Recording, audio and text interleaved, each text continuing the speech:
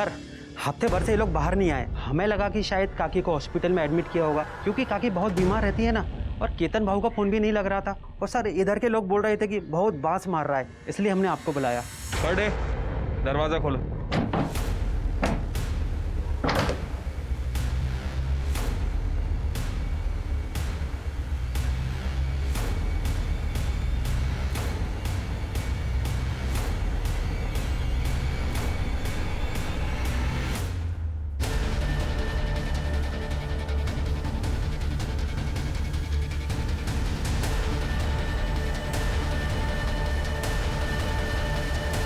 Sir ये तो वही HTP-21 वायरस है। ये सेक्सुअली ट्रांसमिट होता है ना? जी सर। सर माँ बेटे थे दोनों, ऐसा कैसा पॉसिबल है? सोलापुर में 2 और संदिग्ध मौतें हुई। एक 90 साल की महिला और उनके 65 साल के बेटे की, उसी HTP-21 वायरस से। इस वायरस के चलते हुए अब तक 30 मौतें दर्ज हो चुकी हैं, लेकिन अब तक डॉक्टर्स पता नहीं लगा पाए ये वायरस आउटब्रेक कैसे हुआ और इसे कैसे रोका जाए। इंसान को एक सामाजिक प्राणी माना गया है। हम सब समाज का एक अभिन्न अंग है। समाज हमारी सुरक्षा करता है और हम समाज की। पर कहते हैं ना, एक गंदी मछली पूरे तालाब को गंदा कर देती है। वैसे ही एक इंसान और उसका गलत मकसद पूरे समाज की जड़ें हिलाकर रख देता है। नमस्कार, मैं सोनाली कुलकर्णी आपका स्वागत करती हूँ क्राइम पेट्रोल सतर्क के इस नए एपिसोड में। आज की हमारी कहानी एक ऐसे हादसे की है जिसमें अनगिनत लोगों की जानें गई, कई परिवार उजड़ गए, सिर्फ एक इंसान के गुनाहों की वजह से। जनजीवन पार्टी जिंदाबाद! जनजीवन पार्टी जिंदाबाद! जनजीवन पार्टी जिंदाबाद! बसा, हमारे जनजीवन पार्टी ने हमारे सभी मेंबर्स के काम को देखते हुए और पार्टी की प्रेसिडेंट से डिस्कस करने के बाद हमारी जनजीवन पार्टी ने यह डिसाइड किया है कि सोलापुर यूथ विंग को इसके आगे जय निकम लीड करेगा।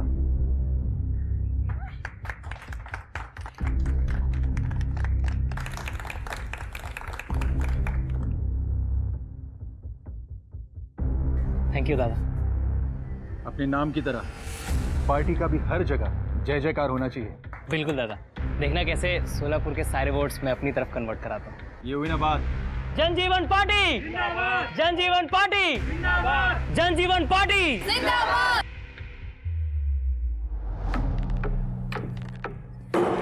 दादा, तू म्हणाला होतास की यूथ विंगची हेड तू मला बनवशील। पूरा साल मैंने उसके लिए मेहनत की और अब ये जय। जानवी, सोशल मीडिया पे सिर्फ फोटो डालना मतलब मेहनत करना नहीं होता। आणि राहिला प्रश्न जयचा, तर पार्टीचं कुठलंही काम असो, पेड़ लगाना हो, गड्ढे बुझाने हो या कोई धरना देना हो, पार्टी के हर एक काम को वो आगे से लीड करता है। तुम्हारे बाद में उसने पार्टी ज्वाइन की है, फिर भी जाके पूछो सोलापुर में, हर एक बंदा उसे जानता है। पर दादा, मैं आपकी बहन हूं, उसका कोई फायदा नहीं। ये आजकल काही चालत नहीं। तुम भी मेहनत करो, पार्टी का काम आगे बढ़ाओ। मैं खुद बात करूंगा तेरे पोस्ट के लिए, पर सिर्फ तुम मेरी बहन हो इसलिए नहीं। शांत हो जाओ।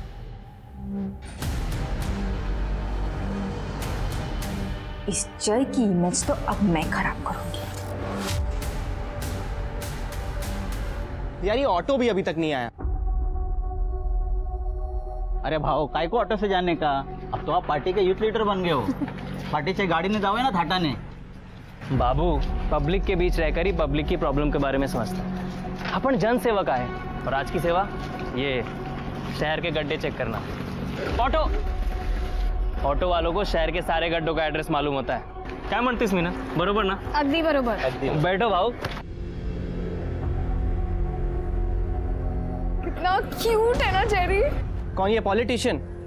एक्सक्यूज मी, पॉलिटिशियन क्यूट नहीं कमीने होते हैं। कौन से एंगल से? कितना ज्यादा क्यूट है वो और कितने अच्छे काम भी करता है। और पता नहीं तुझ जैसे खड़ूस को खराब क्यों लगता है। यार वो मेरा क्रश है।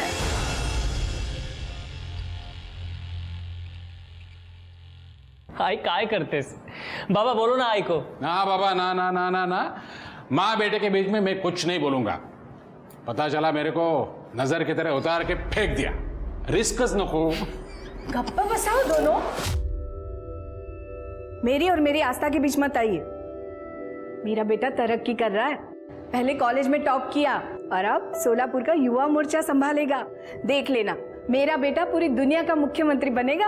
हाँ, दुनिया का मुख्यमंत्री बनेगा. ओ बरोबर. वाह, उधर मेरा घर उजड़ रहा है और इधर मेरा बाप अपने सौतेले परिवार के साथ पार्टी कर रहा है. दादा क्या हुआ? घर उजाड़ रहा है म्हणजे? आइए अंदर बैठ के बात नहीं है, कोई जरूरत नहीं है. इसकी बीवी प्रीति ने मुझे फोन करके सब कुछ बता दिया है. ये कुछ काम धंधा करता नहीं है, बस यहाँ वहां मुंह मारता रहता है. प्रीति तलाक लेने वाली है. अच्छा है, मुक्त हो जाएगी. कैसा बाप है रे तू? खुद तो 2-2 शादियां की और मेरा एक घर बसने नहीं दे रहा है. चेतन, तेरी मां गुजर गई थी इसलिए मैंने दूसरी शादी की है. और तू क्या करता है?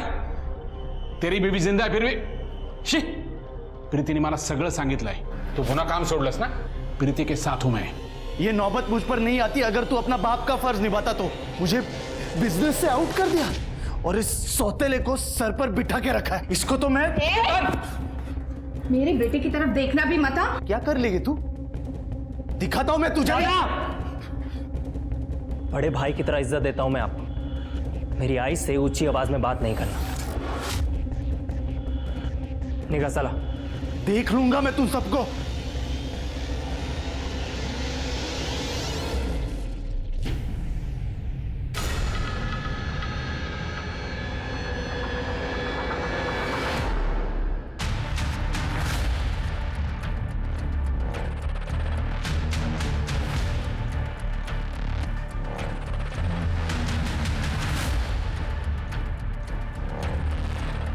जी कहिए. एक कंप्लेंट लिखवानी है. काटने नोचने का नहीं है, बीमारी है अपने को मालूम है ना तुमको. मैंने पूरा पैसा दिया है, पूरा मजा करूंगा. पूरा था नहीं करने का. हाँ, एक तेरा भाई है, एक तू है. काट दिया, खून भी बंद नहीं होगा. निकल तू यहाँ से, निकल. निकल तो यहाँ से, निकल. अगली बार दिखा ना तो जान से मार दो. निकल यहाँ से. जय की बहुत जय जयकार हो रही है ना, अब बदनामी भी होगी.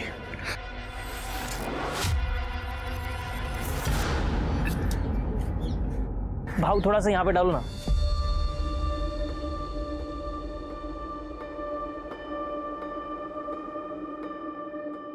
अरे इतना भी क्या अच्छा लगता है तुमको? अच्छा लगता है तो लगता है. हमारी यूनिवर्सिटी के टॉपर मिस्टर जय निकम, आज आपने शहर का आखिरी गड्ढा भर दिया है. तो आज आपको कैसा लग रहा है और इसके आगे की क्या क्या प्लानिंग है, जरा आप हमें बताएं. देश का बेस्ट लॉयर बनना, गरीबों को मुफ्त कानून व्यवस्था मुहैया करवाना और अपने शहर को बेस्ट स्मार्ट सिटी बनाना. और फिर इन सब के बीच अगर टाइम मिला तो तुमसे शादी करना.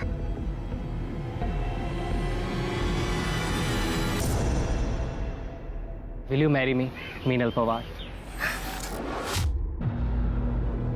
मिस्टर जय निकम, सच में? ले, तेरा क्रश पहले से ही बुक्ड है. यस. हैप्पी? चले अब.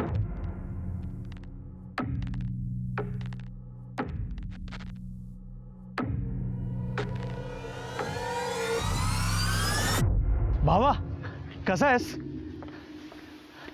दादा आप? जय, अच्छा हो तू मुझे इधर मिल गया. मैं तुझे सॉरी बोलना चाहता हूँ जय. उस दिन प्रीति के जाने की वजह से मैंने तुम लोग को ना जाने क्या कुछ बोल दिया. आई एम रियली सॉरी जय. दादा कोई बात नहीं, टेंशन नका घेऊ. नहीं लेकिन काय झालं जय? तो ऐसा लगा कुछ शुभा, वो कम्बल वाला आदमी. वो भाव था. कहाँ गया? जय, तू बोले तो डॉक्टर के पास चले. अरे ये मेरा छोटा भाई है और हम निकम खानदान के बेटे हैं. इतना सा चुभने से कुछ नहीं होता हमको. क्या बोलता बाबा? हाँ? हो सकता है सेफ्टी पिन होगा उसके कम्बल में. हाँ, वही चुप गया होगा. पक्का ना जय? हाँ टेंशन नहीं.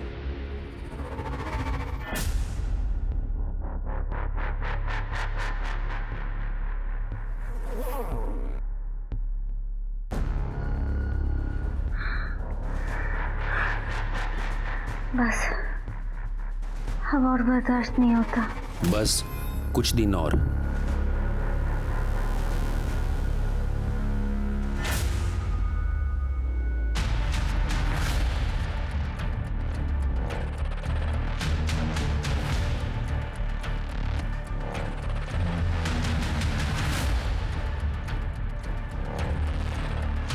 जी कहिए। एक कंप्लेंट लिखवानी है। तो मीनल जी, आपका ये कहना है कि आपके बॉयफ्रेंड जय निकम, इनकी मौत एक मर्डर है? हाँ सर, मर्डर है।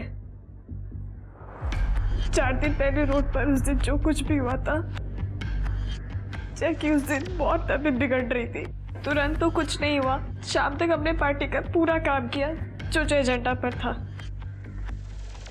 जैक को अच्छा नहीं लग रहा था।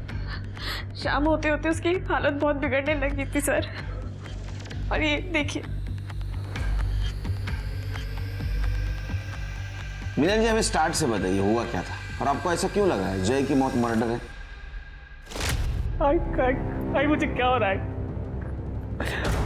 आई मुझे क्या हो रहा है? बहुत जलन हो रहा है। सब कुछ ठीक चल रहा था, एक अचानक सब क्या हो गया? आई बाबा को बोल रहा हूँ तो सब ठीक कर देते तेरा। आओ भगाना, मेरे बच्चे को क्या हो रहा है? बुलाइए ना किसी को। डॉक्टर जादव को फोन किया है मैंने, वो आते ही होंगे। अंकल पता नहीं सुबह वो कोई पिन चुभने के बाद से ये सब हो रहा है। मैंने जय को बोला भी था कि डॉक्टर के पास चलते, लेकिन ये चेतन की वजह से जय डॉक्टर के पास भी नहीं गया। तू चुप कर, देर शाही मत बना। बाबा बुरा मत मानना, लेकिन ये सब सिम्टम्स देख के लग रहा है कि इसे नागिन हुआ है। क्या?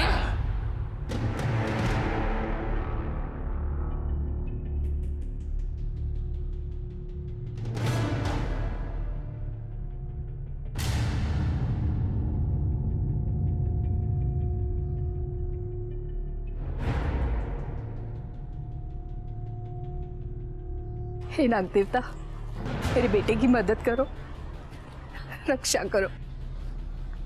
आंटी आपको यहाँ खड़े 1 घंटा हो गया है, आप समझ क्यों नहीं रही हैं? इस बीमारी का नाम नागिन है, लेकिन इसका नाक से कोई लेना देना नहीं है। आंटी जय को ट्रीटमेंट की जरूरत है। चुप करो तो, आजकल के बच्चों को कुछ नहीं पता। नागिन का श्राप होता है ये श्राप। हाथ जोड़ो और प्रार्थना करो मेरे बेटे के लिए। डॉक्टर ने बोला जय का ब्लड टेस्ट करते हैं। ब्लड टेस्ट की जब रिपोर्ट आई तब पता लगा उसमें एक अजीब किस्म का वायरस है। डॉक्टर ने बोला था कि ये सिम्टम्स नागिन जैसे हैं, पर ये कुछ और है। और फिर डॉक्टर ने कहा कि अब दूसरे ब्लड टेस्ट करते हैं। फैमिली और पार्टी वालों की इज्जत बचाने के लिए जय को हॉस्पिटल में एडमिट नहीं किया गया। काका, अभी डॉक्टर तो कुछ बोल नहीं रहे हैं, शायद उन्हें और टाइम चाहिए। लेकिन अभी तो उन्हें यही लग रहा है कि ये कुछ सेक्सुअली ट्रांसमिटेड बीमारी है। अहो, आमचा जय तसा नाही आहे तसा तो। चला ना, जय को हॉस्पिटल लेके जाते हैं। काकू, चलो ना। काकू, देखिए, आप तो जानते हैं अगर ये बात बाहर आ गई तो हमारी पार्टी की बहुत बदनामी होगी, और हमारे घर की भी। बिल्कुल।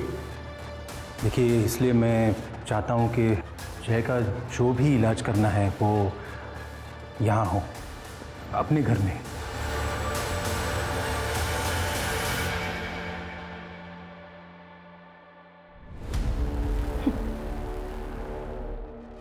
बहुत घमंड था मेरे दादा को तुझ पे, तुम्हारी इमेज पे।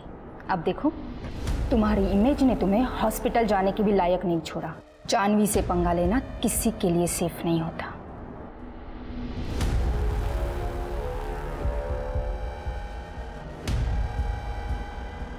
टेक केयर जय। जानवी जिस तरह से बात कर रही थी मुझे कुछ अजीब लगा सर। उसके बाद क्या हुआ? जय जय जय जय क्या हुआ? हाँ जय आई इधर ही। पूरा बॉडी चला जाएगा, पूरा बॉडी चला। डॉक्टर के पास लेकर जाना पड़ेगा। हाँ अस्पताल लेके जाते। लेकिन वो क्या वो? बाहर में गई तुम्हारी इज्जत। मेरे बच्चे को अस्पताल लेकर जाना है। जय।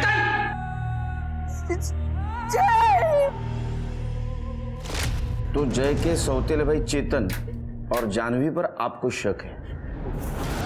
जी सर, क्योंकि सर जय को जिस दिन वो सुई चुभी थी चेतन बाबू वहीं पर ही थे। और सर जब जय की डेथ हुई थी तो चेतन बाबू ने 2-3 घंटे में जय का डेथ सर्टिफिकेट भी जुगाड़ लिया था, वो भी योगेश भाव के नाम पर। सर मैं चाह रही थी कि जय का पोस्टमार्टम हो, लेकिन चेतन बाबू ने किसी को पूछा तक नहीं। तो आपके पार्टी के हेड योगेश भाऊ, उन्होंने चेतन को रोकने की कोशिश नहीं की? सर योगेश भाव पार्टी के काम से मुंबई गए हुए थे, हमने उन्हें कांटेक्ट किया, वो तुरंत वापस आए और जब वो वापस आए तो उन्होंने क्रियाक्रम रोकने की भी कोशिश की, पर तब तक क्रियाक्रम हो चुका था और जय की बॉडी जल चुकी थी। लेकिन जय को ये बीमारी भी तो हो सकती है। नहीं सर, डॉक्टर को इस बीमारी के बारे में ज़्यादा समझ नहीं आया, पर उन्होंने ये ज़रूर कहा था कि ये सेक्सुअली ट्रांसमिटेड डिजीज़ है। और सर यही वजह है कि मुझे जय का मर्डर लग रहा है, क्योंकि सर जय ऐसा था ही नहीं। जय आइक ना, हो आज मेरे घर पे कोई नहीं है तो दरवाजा अच्छे से लॉक करके सोना।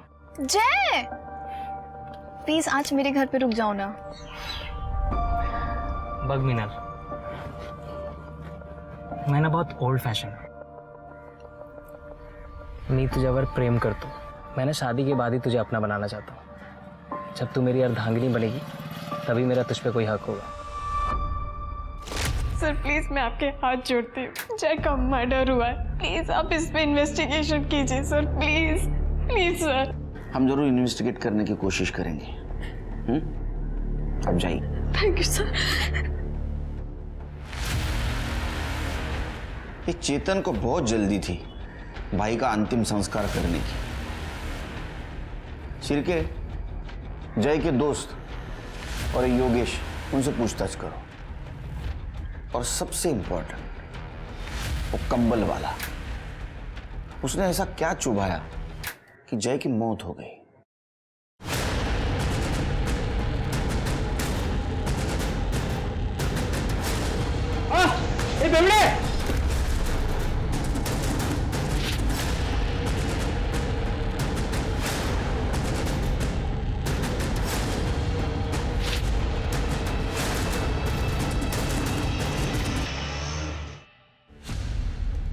गुड लॉर्ड, प्रतीक, हाँ डिड यू सी?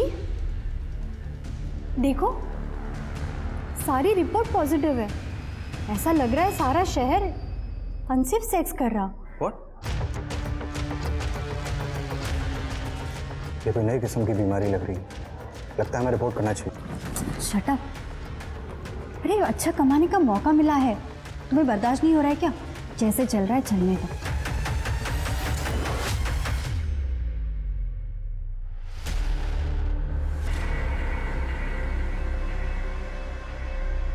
इतना फीवर कैसे हो गया तुझे? बारिश में भीगी थी क्या? नहीं मॉम, पता नहीं क्यों मुझे बैक में बहुत ज़्यादा ईचिंग हो रही है। Let me check.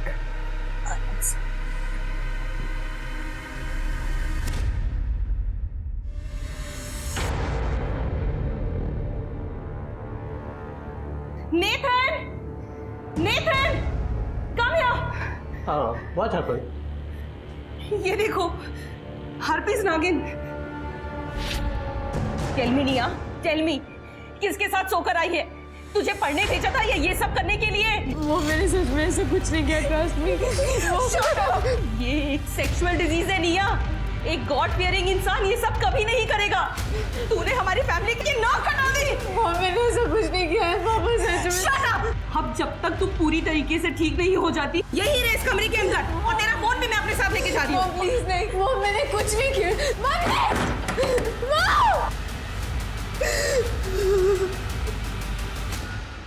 सर हमें तो होश ही नहीं था जय के जाने के बाद। चेतन ने किया सब कुछ। क्या आपको ऐसा नहीं लगता कि ये सब आपके बेटे और जय के सौतेले भाई चेतन ने किया होगा? क्योंकि जय सेक्सुअली एक्टिव नहीं था, उसकी गर्लफ्रेंड ने बताया। काय? म्हणजे चेतन ने जय को मारा? मेरे जय को चेतन ने मारा? नहीं मंगला, चेतन? मंगला मंगला नहीं, मंगला मेरी जय को मारा। मंगला रुको। ने मेरी जय को फोन किया। मैं ये मार डालूंगी। छोड़ो। छोड़ोगे नहीं। आप लेके जाइए। मेरे बेटे का फोन किया। लेके जाइए। सर क्या बेवकूफ औरत है ये। उसका बेटा मरा है जिसको तुमने घाई घाई में जला दिया। सर मैंने उसको जलाया क्योंकि उसके गंदे धंधों का कोई सबूत ना रहे। हम इज्जतदार लोग हैं सर, और अगर किसी को पता चलता कि उसको नागिन हुआ है सब बर्बाद हो जाते, और मेरे बाबा का बिजनेस भी, और उस बिजनेस में मेरा भी हिस्सा है। डॉक्टर का नाम क्या है? डॉक्टर जाधव। सर बेटा मत रो, इंजेक्शन ले ले तो जल्दी ठीक हो जाएगा। डॉक्टर साहब मेरा बेटा ठीक नहीं होगा क्या? आपने जो दवाइयाँ बोली थी वो भी दे दी, खूब महंगा है तो औषध है। बाबूराव ये HSV है, ये कभी ठीक नहीं होता। ऊपर से तेरा बच्चा प्रीमेच्योर पैदा हुआ था और बहुत कमजोर है, इसलिए बार बार बीमार हो जाता है। इसका मतलब इस बीमारी का कोई इलाज नहीं? नहीं। डॉक्टर साहब जी, हम लोग कावेरी नगर पुलिस स्टेशन से आए हैं। जय निकम की मौत की इन्वेस्टिगेशन कर रहे हैं। आपसे कुछ बात करनी थी। ओके आइए ना। बेटा रो मत, सब ठीक हो जाएगा। Good boy. हाँ डॉक्टर साहब। जय को HSV वायरस ही लग रहा था। मैंने उसका ब्लड टेस्ट करने को बोला था, पर उसका रिपोर्ट आने से पहले ही। डॉक्टर साहब दरअसल ये बीमारी होती कैसे है? यंगस्टर्स जो काफ़ी एक्टिव रहते हैं सेक्सुअली, खासकर अपने मल्टीपल पार्टनर्स के साथ, उनमें ये काफ़ी कॉमन है। पर जय के केस में ऐसा लग तो नहीं रहा था कि उसको ऐसी बीमारी हो सकती है, क्योंकि पहले दिन वो इतना सीवियर नहीं था। उसकी तबीयत एकदम अचानक लास्ट में ही बिगड़ी। पर हमें तो पता चला था कि जय सेक्सुअली एक्टिव नहीं था। हाँ, लेकिन उसके सिम्टम्स तो HSV जैसे ही लग रहे थे। डॉक्टर साहब अब जय की बॉडी तो क्रीमेट कर दी गई है। आपके पास उसका कोई ब्लड सैंपल, कोई ब्लड टिश्यू जो हमारी हेल्प कर सके? देखिए डोंगरे लैब में सब टेस्ट हुए थे, अब वहाँ ट्राई कर सकते हैं, आपको एक आध सैंपल मिल जाए।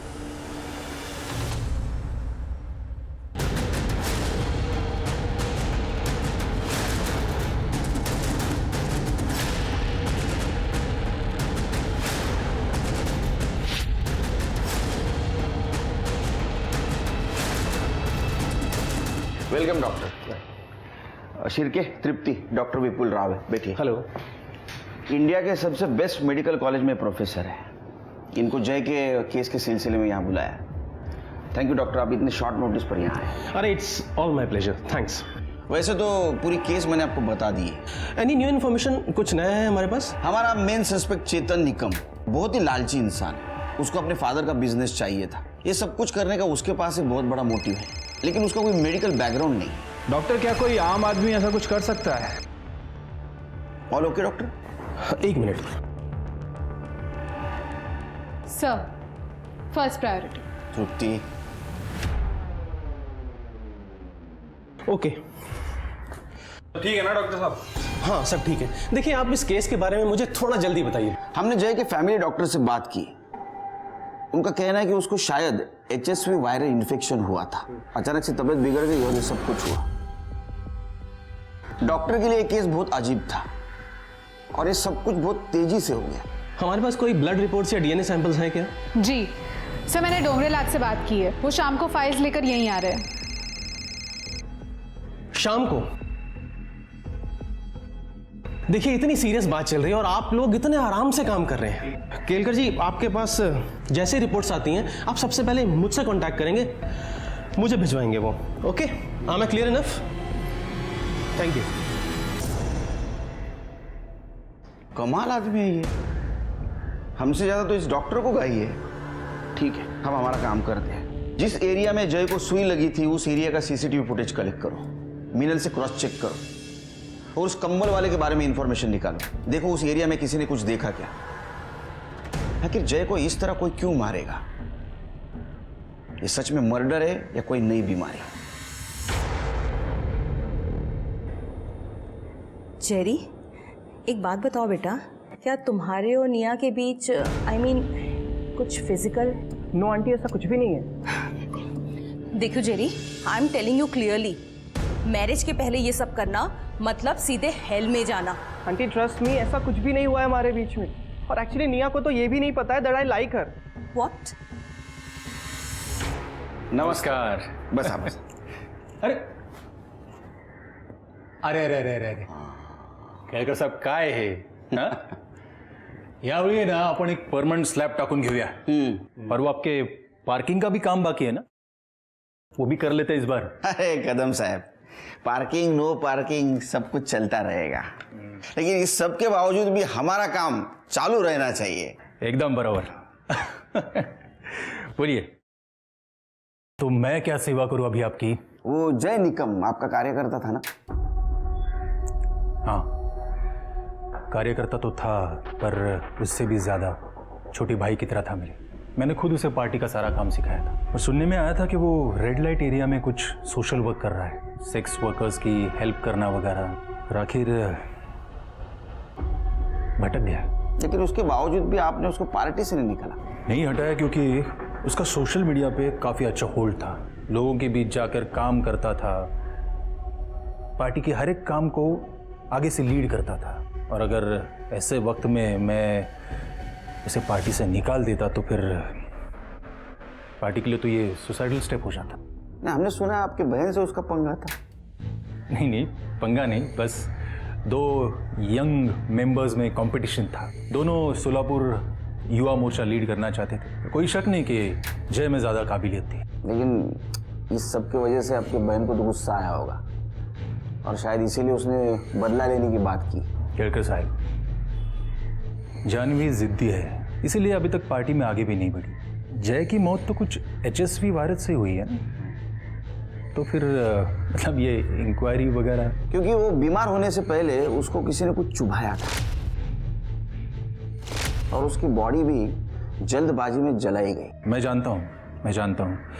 मैं उस वक्त मुंबई में था। उसी वक्त मुझे चेतन का फ़ोन आया था, कह रहा था कि अगर उसकी बॉडी जल्दी नहीं जलाई तो फिर वो बीमारी पब्लिक कर देगा, उसके फोटोग्राफ्स पब्लिक कर देगा। और आप तो जानते हैं पार्टी का इमेज का जब सवाल होता है तो करावा लगता है। ठीक है, आप जा सकते हैं, लेकिन आप और आपकी बहन शहर छोड़ के मत जाइए। हाँ ठीक है, चला। हाँ, मुझे डाउट आ रहा है शिरके, ये योगेश को चेतन ने जय की बीमारी एक्सपोज करने की धमकी दी थी, और इसने बॉडी जलाने दी। इसके बहन पे ध्यान रखो, टेढ़ी खीर है वो। सर। अरे डॉक्टर आप? जी केलकर साहब, रिपोर्ट्स आई क्या? नहीं अभी तक नहीं आए। देखिए, ये बीमारी इतनी बुरी तरह पूरे शहर में फैल रही है, और आप लोग हैं ना केलकर साहब, ये एक नए किस्म का वायरस है, एक नया वेरिएंट है। नए किस्म का वायरस? जी, इसके सिम्टम्स बिल्कुल HSV जैसे हैं, यानी कि नागिन जैसे, लेकिन ये उसके मुकाबले कहीं ज़्यादा खतरनाक है। डॉक्टर्स ने इसे नाम दिया HTP-21 वायरस। HSV एक सेक्सुअली ट्रांसमिटेड डिजीज़ है, और ऐसा लगता है कि HTP-21 भी इसी तरीके से फैल रहा है पूरे शहर में। जय इस बीमारी का पहला पेशेंट था, और अगर हमें उसकी रिपोर्ट्स मिल जाएं तो हमें ये बीमारी ठीक करने में मदद मिल सकती है sir, as simple as that. Kelkar साहब, देखिए, आपके पास जैसे ही रिपोर्ट्स आती हैं, आप सबसे पहले वो रिपोर्ट्स मुझे भिजवाएंगे, मुझसे कांटेक्ट करेंगे। Thank you. हेलो, हाँ बोलिए, किधर है? सर, इनकी बातें सुन के तो लग रहा है केस सॉल्व करने नहीं, बल्कि हमसे इन्फॉर्मेशन निकालने के लिए आए।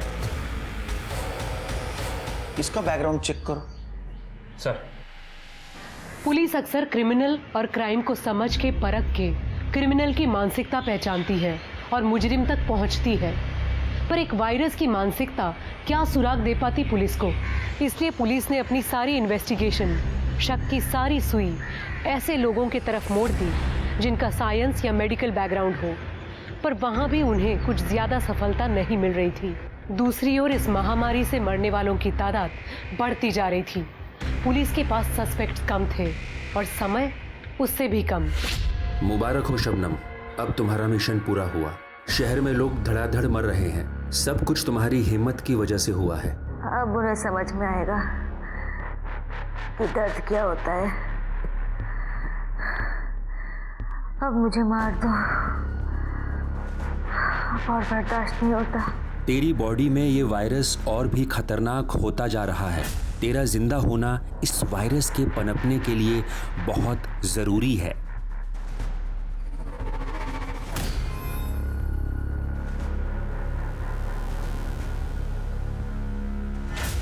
सर ये चेतन के पीछे एक हवलदार लगाया था और उसकी मेडिकल हिस्ट्री भी चेक की। सर चेतन ने ना तो कभी किसी मेडिकल हिस्ट्री वाले से बात की है और ना ही कभी उसके टच में रहा है।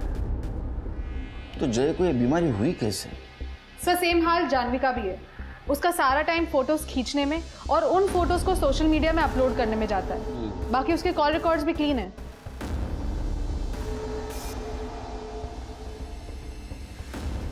सर अरे आपको आने में देर हो गई। सॉरी सर, वो मेरी वाइफ चाहती। जय की रिपोर्ट सर। जी दिखाइए जरा। प्रतीक, जय इस केस का पहला पेशेंट था ना? जी, उसके बाद से ही शहर में केसेस बढ़ने स्टार्ट हुए थे। नहीं प्रतीक, ये सिर्फ सोलापुर में हो रहा है क्या? As far as I know, yes. Kelkar साहब, पूरे देश का मेडिकल डेटा एक्सेस करने का क्लियरेंस पुलिस वालों के पास होता है ना? विपुल जी काम डाउन, काम डाउन। आपको कंसल्टिंग के लिए यहाँ बुलाया है, इंट्रोगेट करने के लिए नहीं। Okay, I am sorry. Prateek एक बात बताओ, जय इस केस का पहला पेशेंट था।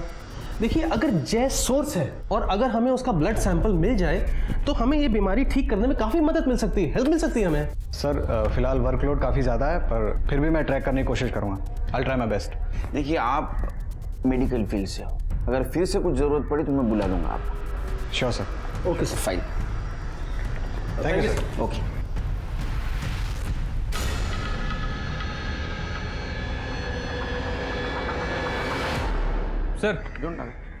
सर ये विपुल की हिस्ट्री तो बहुत गड़बड़ है। 1 साल पहले उसे हॉस्पिटल से निकाल दिया गया था। अरे देवा। सर और तो और इस विपुल को हाइपोकॉन्ड्रिया है। क्या? हाइपोकॉन्ड्रिया। अरे नवीन का है? सर यानी कोई भी बीमारी से डर, शायद इसलिए वो इतना अजीब बिहेव करता है। मतलब गुस्से वाला, सन की डरा हुआ आदमी। अरे बाप रे, ऐसा आदमी तो टिकिंग टाइम बम से भी डेंजरस होता है। इसके ऊपर नजर रखो। अरे प्रतीक, कहाँ गए थे? ये देखो, एक लड़की की रिपोर्ट मिली है, निया पिंटो। इसकी रिपोर्ट बिल्कुल जय निकम की रिपोर्ट से मैच करती है। अब देखना, इसे यूज करके हम अच्छे पैसे कमाएंगे। बताओ ना, तुम्हें आइडिया कैसे लगा? प्लीज डोंट बी सिक मीरा। इंसानियत कहाँ गई है तुम्हारी? हम जय और निया दोनों की रिपोर्ट पुलिस को देने वाले हैं, दैट्स इट। सर जय की रिपोर्ट बहुत अजीब थी। HSV इन्फेक्शन था उसे, पर बहुत खतरनाक। HTP 21। सर जय के बाद हमारे पास लगभग 33 रिपोर्ट्स आई हैं और उनमें से 24 लोगों की बॉडी में सेम वायरस है और ये वायरस अपने आप को बहुत जल्दी कल्टीवेट कर रहा है। सर मैं आपको एक शॉकिंग केस दिखाता हूँ। ये दोनों केसेस में सिम्टम्स सेम। निया पिंटो। सर इसकी ब्लड रिपोर्ट और जय की रिपोर्ट में काफ़ी सिमिलरिटी है। इसके ब्लड में 98% तक वायरस काफ़ी एक्टिवेट हो गया है। और सर इंटरेस्टिंग बात यह है कि निया वर्जिन है और ये वहाँ के डॉक्टर से पता चला है। वो वर्जिन थी, इसका मतलब उसे बीमारी नहीं होनी चाहिए थी। देखिए, मुझे लगता है कि हमें निया और जय, इन दोनों के जो ब्लड सैंपल्स हैं मुंबई भेज देने चाहिए किसी वायरस के बहुत एडवांस्ड और बड़े लैब। आप वो सैंपल्स मुझे दे दीजिए, मैं खुद भिजवा देता हूँ। आप क्यों तकलीफ कर रहे हैं विमल जी? सिर्फ ये सैंपल उस लैब में मुंबई भिजवा देना और रिपोर्ट जल्द से जल्द मंगवा लेना।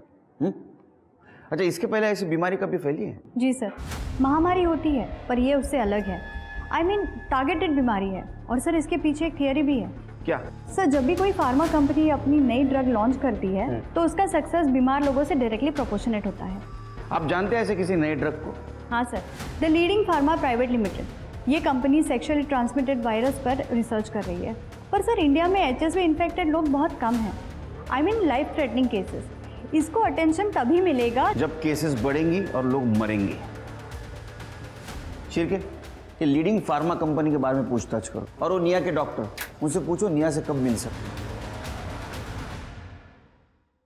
मेरे मॉम डैड का है? पता नहीं, तुम आराम करो। एक्सक्यूज मी, निया, हम जय निकम की डेथ को इन्वेस्टिगेट कर रहे हैं। उसी सिलसिले में हमें तुमसे कुछ क्वेश्चंस पूछने हैं।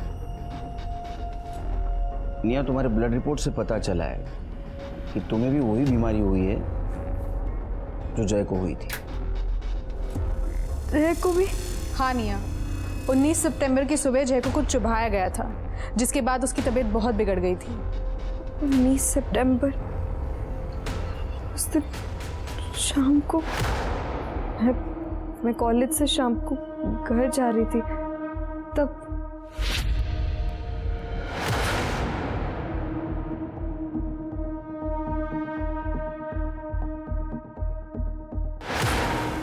निया, हमें आई विटनेस ने बताया वहां एक कंबल वाला था।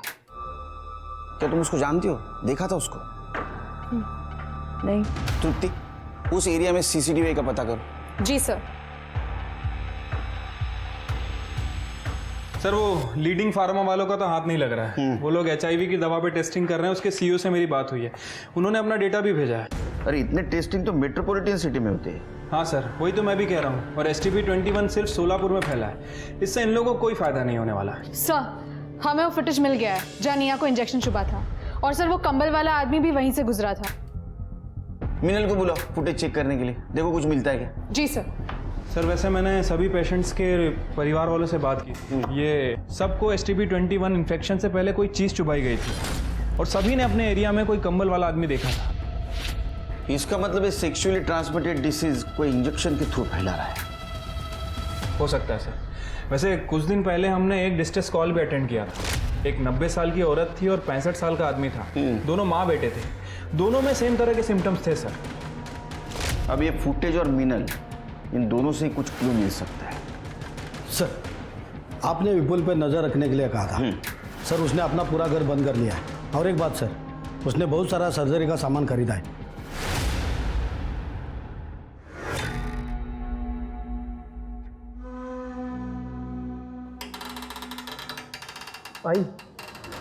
सॉरी आई, मुझे ये करना पड़ेगा, नहीं तो मैं मर जाऊंगा आई, और मैं मरना नहीं चाहता।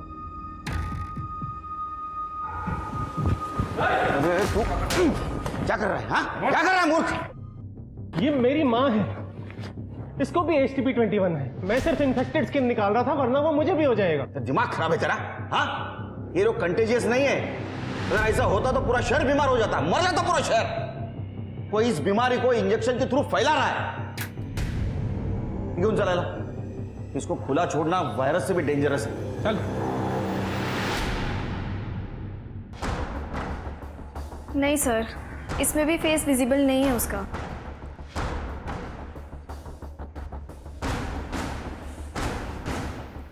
सर इसे कहीं तो देखा है।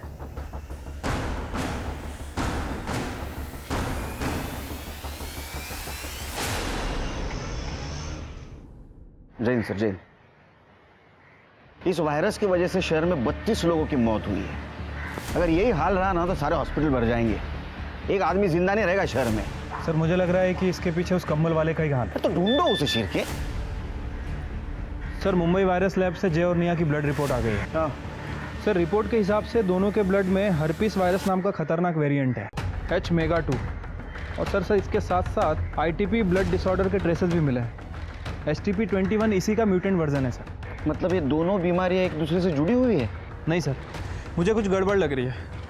सर ये देखिए, पिछले महीने मुंबई वायरस लैब से H-MEGA-2 मंगवाया गया था, और एड्रेस देखिए डोंगरी लैब का है। उठाओ उनको। ये वायरस तुमने मंगवाया था, ये वायरस तुमने सारे शहर में फैलाया। 32 लोगों की मौत हो गई।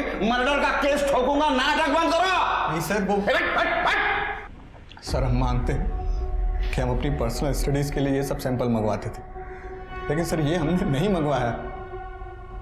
ये क्या है? ये तुम्हारा लेटर हेड, तुमने रिक्वेस्ट की थी ना मुंबई लैबोरेटरीज को वायरस के लिए। ये तुम्हारा सर्टिफिकेट, ये तुम्हारा लाइसेंस, ये क्या सब फेक है? सर एक मिनट सर, हम क्लिनिक के एड्रेस पे कुछ भी नहीं मंगवाते थे। जितने भी पर्सनल एक्सपेरिमेंट्स थे हम सारे घर पर ही करते थे। बकवास बंद, बिल्कुल बकवास बंद। हमारे पास जितने भी सस्पेक्ट है सबसे पूछताछ हो गई। उसमें से तुम ही ऐसे सस्पेक्ट हो जिसको वायरस के बारे में मालूमात थी। सर इस रिपोर्ट में एक खास बात है, ITP disease. Sir it's a blood disorder, और ये डिसीज बहुत रेयर होती है। इस डिसीज में ब्रूसिंग होती है, ब्लीडिंग होती है। सर हम रिक्वेस्ट कर रहे हैं आपसे, आप हमारे कहने पर प्लीज सर मेडिकल एसोसिएशन से लिस्ट चेक करवा लीजिए, आपको सब कुछ मिल जाए।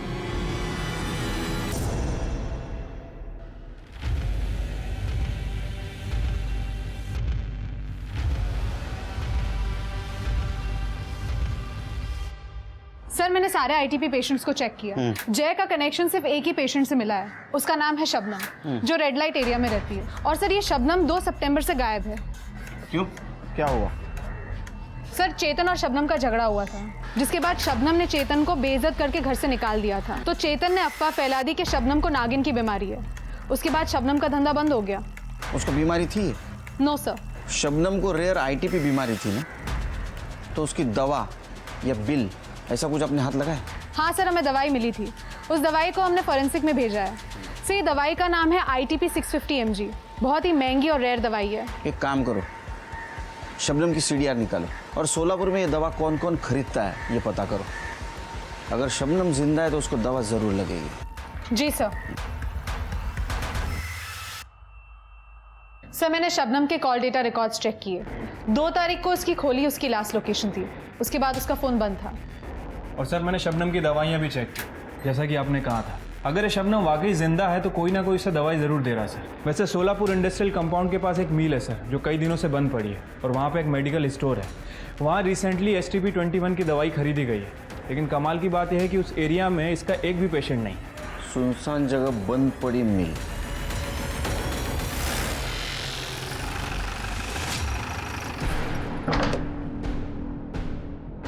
शबनम, रस्सी खोलो, कर एम्बुलेंस लो। बोलो सर, किसने किया तुम्हारे साथ ये? कौन है वो?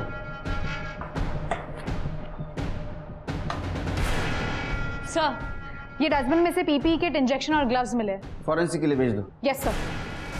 शिरके, ये अफवाह चेतन ने फैलाई थी ना, उठाओ उसको। पहले शबनम के बारे में अफवाह फैलाई क्योंकि उसने तेरे को घर से धक्के मार के निकाल दिया था, और बाद में ये सारी बीमारी तूने शहर में फैलाई। सर वो एक सेक्स वर्कर एक इज्जतदार आदमी को ऐसे भगा दे, बुरा नहीं लगेगा क्या? सेक्स वर्कर को इज्जत नहीं, और उसके पास जाने वाले मर्द को बहुत इज्जत है। हाँ, उसको बदनाम करके तेरा पेट नहीं भरा इसलिए तूने उसको किडनैप किया, अपने भाई का मर्डर कर दिया। नहीं सर। ये कौन है? पहचाना? तू है ना कंबल ओढ़ के सारे शहर में घूम रहा है ना इंजेक्शन मारते? सर बगा ना, उसका कॉम्प्लेक्शन और मेरा कॉम्प्लेक्शन अलग है सर। सर जिस दिन शबनम गायब हुई थी मैं मेरी बीवी के घर पे गया था उसको मनाने। सर मैंने जय को सच में नहीं मारा है।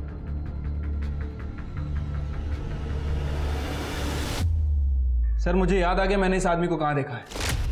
सर जादव की क्लिनिक में। पापा दर्द हो रहा है। सब ठीक होगा, अब इंजेक्शन लिया ना, तू चुप बैठेगा ना। ये देख मेरा कड़ा है ना, वैसे कड़ा ला के दूंगा तुझे। व्हाट? उन सबको इंजेक्शन तू दे रहा था ना? तेरे से पूछ रहा हूं, तू दे रहा था ना इंजेक्शन? बोलता क्यों नहीं, बोल। हाँ 5:30 मेंटल घरी आलो। सर इस बाबूराव को बहुत तोड़ा लेकिन कुछ बोल नहीं रहा सर। इसका मतलब ये महामारी उसने नहीं फैलाई? सर बाबूराव के बेटे को बचपन से HSV था। उसकी माँ एक सेक्स वर्कर थी। बच्चा बहुत ही प्रीमेच्योर पैदा हुआ था, इसलिए उसकी इम्यूनिटी भी बहुत कम थी। और आस पड़ोसी के लोग का कहना है कि बाबूराव बहुत ही खुश हो रहा था कि बीमारी फैल रही थी। उसका कहना था कि फाइनली उसके बेटे का इलाज हो जाएगा। इसका मतलब ये महामारी बाबूराव ने नहीं फैलाई, वो सिर्फ अपने बच्चे के इलाज के लिए सब कुछ कर रहा था। हो सकता है सर। वैसे मैंने शबनम की मेडिकल रिपोर्ट भी चेक की। शबनम को अभी तक होश नहीं आया सर, लेकिन उसकी बॉडी पे इस तरह के पंचर वुंड्स है जैसे लगता है कि किसी ने गलत तरीके से उसका ब्लड निकाला है। तो हो सकता है जिसने ब्लड निकाला उसको ब्लड निकालने का तरीका मालूम नहीं था, जैसे कि बाबूराव। सर बाबूराव हो सकता है, लेकिन वो मुंबई से इतनी अच्छी इंग्लिश लिख के वो वायरस नहीं मंगवा सकता। उसका फोन चेक करो। सर क्लब के फिंगरप्रिंट्स मैच हो गए।